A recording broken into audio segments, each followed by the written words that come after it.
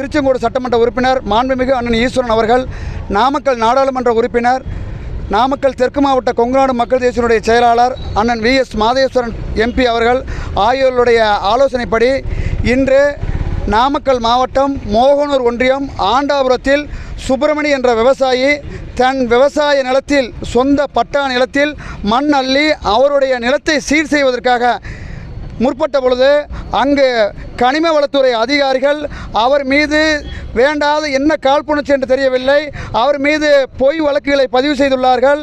இதற்கு மோகனூர் காவல்துறை வழக்கு பதிவு செய்துள்ளது. அந்த வழக்கை ரத்து செய்ய வேண்டும் என்ற நோக்கில் எங்களுடைய பாராளுமன்ற உறுப்பினருடைய ஆலோசனைப்படி இன்று நாங்கள் இங்கு மனு அளிக்க வந்துள்ளோம். விவசாயி என்பது திராவிட முன்னேற்ற கழகத்தினுடைய ஆட்சியில் வேளாண் பட்ஜெட் அளித்து விவசாயினுடைய அரசாக திகழ்ந்து கொண்டிருக்கிற மாண்புமிகு தமிழக முதல்வருடைய நல்லாட்சியிலே விவசாயிகளுக்கு இதுபோன்ற அதிகாரிகள் தவறு நிலைத்தால் இந்த ஆட்சிக்கு எப்படி மக்களுடைய உறுதுணையாக இருப்பார்கள்? தமிழக முதல்வருடைய மாபெரும் செயல்பாட்டிற்கு போக்கு மிகவும் வருத்தமளிக்கக்கூடிய நிகழ்வாக உள்ளது. கனிம வளத்துறை அதிகாரிகளை மாண்புமிகு உயர்திரு மாவட்ட ஆட்சியர் அவர்கள் விசாரித்து உரிய நடவடிக்கை எடுத்து இந்த வழக்கை ரத்து செய்ய வேண்டும் என்பது எங்களுடைய கோரிக்கை. விவசாய தேவைக்காக எடுக்கிறாங்க. அப்போ ஏன் ஹிட்டாச்சி இந்த மாதிரி கனரக வாகனங்களை பயன்படுத்தணும்? நார்மலாக டிப்பர் லாரி இருக்கும். அதே மாதிரி அது இன்னொரு பிரச்சனைனா அந்த இடத்துல விட்டுட்டு ஏன் ஓடணும்? நிறைய அதிகாரிகளை பார்த்தோன்னு விடணும். அதனால தான் பறிமுதல் பண்ணியிருக்காங்க. ஒரு நிமிஷம், இந்த இடத்துல இங்கே கேள்வி புரிந்துணர்வே தவறு. பக்கத்தில் நிலத்தில் இதை சமன் செஞ்சுட்டு இருக்கிற போக்கு வண்டியை கூப்பிட்டு அவர் மண்ணல்றாரு. கிட்டாச்சி ஓடவே இல்லை, போலீஸ் தான் எடுத்துகிட்டு போயிருக்காங்க. எந்த விவசாயி இன்று வரை அங்கே தான் இருக்கிறார், யாரும் ஓடவில்லை. அந்த ஓட்டுநர் தன் பணியை முடிந்து வீட்டுக்கு சென்றார். கிட்டாச்சி வாகனத்தை காவல்துறை தான் பறிமுதல் செய்துள்ளது.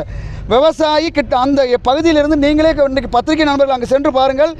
எந்த இடத்தின் மண் அள்ளி இருக்கிறார், எந்த இடத்தில் அவர் கொட்டி இருக்கிறார் என்ற அனைத்து விவரங்களும் உங்களுக்கு தெள்ள தெளிவாக தெரியும். எந்த விவசாயியும் ஓடவில்லை. தவறான தகவல் எந்த இடத்திலும் நான் சொல்கிறேன். அவ்வாறு சொந்த நிலத்திலே மண்ணள்ளி சொந்த இடத்திலே கொட்டி அது விவசாயம் செய்ய முடியும் என்றால் விவசாயிகள் எவ்வாறு விவசாயம் செய்வது? கொஞ்சம் நஞ்சம் உள்ள விவசாயத்தையும் நம் திரைப்படத்தில் வரும்போது இவர்தான் கடைசி விவசாயி என்ற நிலைமைக்கு இந்த நிலைமையில் போனால் கொண்டு அதிகாரிகள் தள்ள வேண்டிய நிலைமை கொண்டு தள்ளிவிடுவார்கள். இதில் கவனிக்க வேண்டியது என்னன்னு கேட்டிங்கன்னா,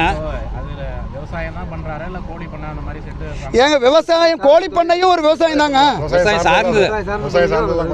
இல்லை விவசாயிகளுக்கு கூலி அதிகம்.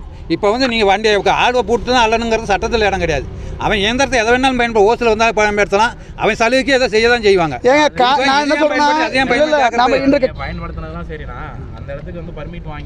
பர்மிட் எங்க ஒரே பட்டா எண்ணில்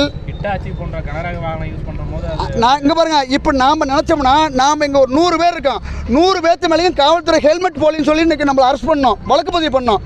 விவசாயி சொந்த நிலத்தில் மண்ணடி சொந்த இடத்துல கொட்டுறதுக்கு நம்ம எல்லாமே சட்டத்தை பண்ணணும்னா நம்ம காலையில் இன்றைக்கி நம்ம குடிச்ச டீ தின்ன சோறானது விவசாயி போடுறது எங்கேருந்து வானத்திலேருந்து வரல. நம்ம எதோ இன்றைக்கி அதிகாரின்னு சொல்லி உயர் பதவியில் மேலே இருக்கனால இந்த விவசாயி கையெழுந்து நிற்க முடியுமா? எப்படி விவசாயம் பண்ணுறது? விவசாயம்னா அழிச்சிட்டு போகிறதா? இங்கே இருக்கிற கடைசி நிலைமை விவசாயி நாசமாக போக வேண்டிய சூழ்நிலை வரும். சட்டத்து பிரகாரம் அந்த தான் நிலத்தில் அள்ளி தான் நிலத்தில் போகிறதுக்கு நான் சட்டத்தை செய்வேன்னு சொன்னால் என்ன சட்டத்தோடு எல்லாம் செய்ய முடியுமா? நாம் இன்றைக்கி ஹெல்மெட் இல்லாமல் 2 சக்கர வாகனத்தில் எல்லாருமே, நான் உட்பட நம்ம எல்லாருமே வந்திருக்கோம். எல்லாத்து மேலே காவல்துறை வழக்கு பதிவு பண்ணி சட்டத்து பிரகாரம் நான் செய்கிறேன்னு சொல்ல முடியுமா?